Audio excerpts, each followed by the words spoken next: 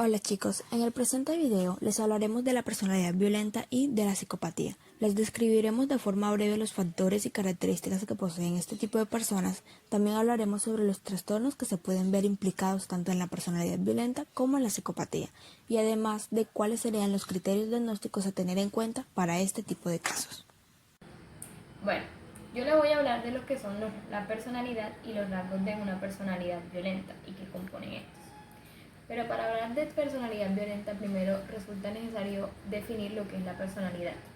La personalidad son aquellos conjuntos de características tanto biológicos como aprendidos que configuran lo que somos. Y se compone de dos cosas, tanto temperamento como carácter. ¿A qué nos referimos con temperamento y carácter? Si bien los términos tienden a confundirse, no son la misma cosa. Cuando hablamos de temperamento, hablamos de aquellos rasgos biológicos que vienen insertados, por así decirlo, en nosotros. Cuando hablamos de carácter, hablamos de un sello, es decir, lo que nos distingue del resto de personas. Eso para referirnos a lo que configura la personalidad. Cuando hablamos de personalidad violenta, ¿a qué nos referimos? Como tal, en la psicología clínica no existe una definición teórica que se reduzca a definir personalidad violenta, puesto que cada persona tiene rasgos hostiles o agresivos que vienen inertes en nosotros y no se pueden erradicar. Y mal o bien, más de uno de nosotros en algún momento experimenta rasgos de agresividad a lo largo de su vida. Ahora bien, ¿cuándo estamos hablando explícitamente de una personalidad violenta? Estamos hablando cuando las conductas violentas que expresamos o hacemos diariamente rasgan más allá de lo moral o de lo legalmente aceptable. ¿A qué nos referimos con esto?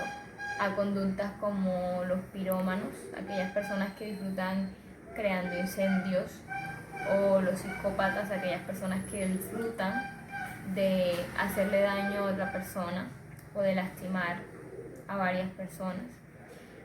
Ahí es cuando estamos hablando de personalidad violenta o conducta violenta, cuando estamos rompiendo el umbral entre lo que está bien y mal, sin que nos importen las connotaciones tanto morales como legales que esto pueda llegar a tener.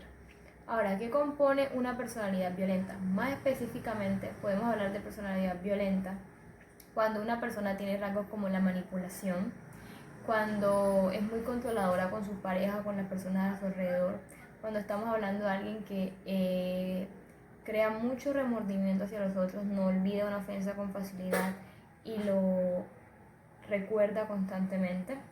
Hablamos de personalidad violenta también cuando hablamos de una persona cuyas conductas van en contra de lo que está legalmente admitido o moralmente correcto.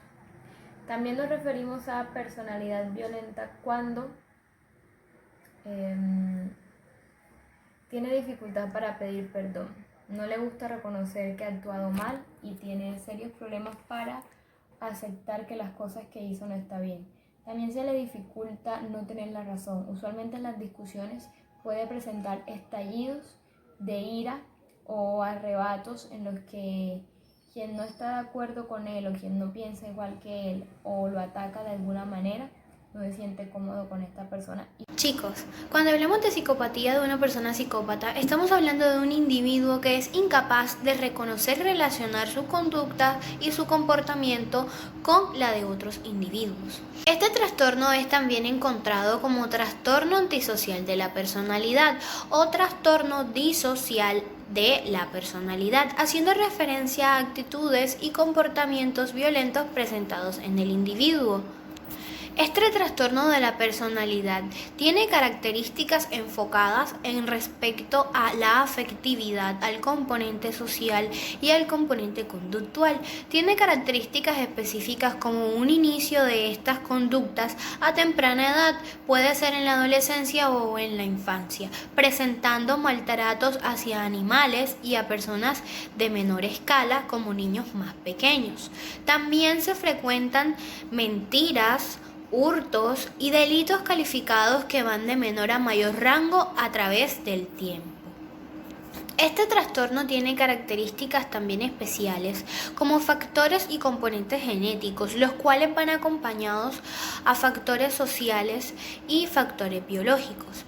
A pesar de tener una gran carga genética demostradamente científicamente, se muestran también que los componentes sociales entre las fuerzas sociales ejercidas y la predisposición de la conducta dan como resultado el desarrollo de estas conductas violentas.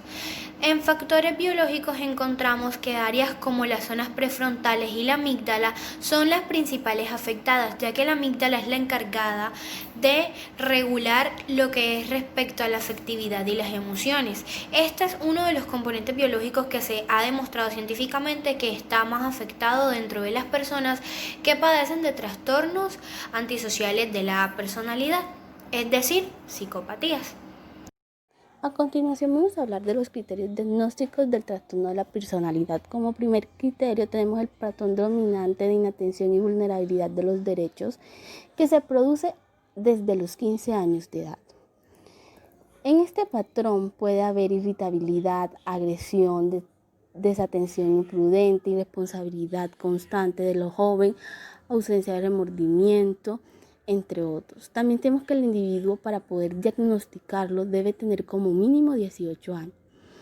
Tenemos que existen evidencias de la presencia de un trastorno de la conducta durante la infancia de la persona. Y por último, el comportamiento antisocial no se produce exclusivamente en el curso de la esquizofrenia de un trastorno bipolar. Esperemos que este video les haya sido de mucha ayuda, así que muchas gracias por vernos. Gracias.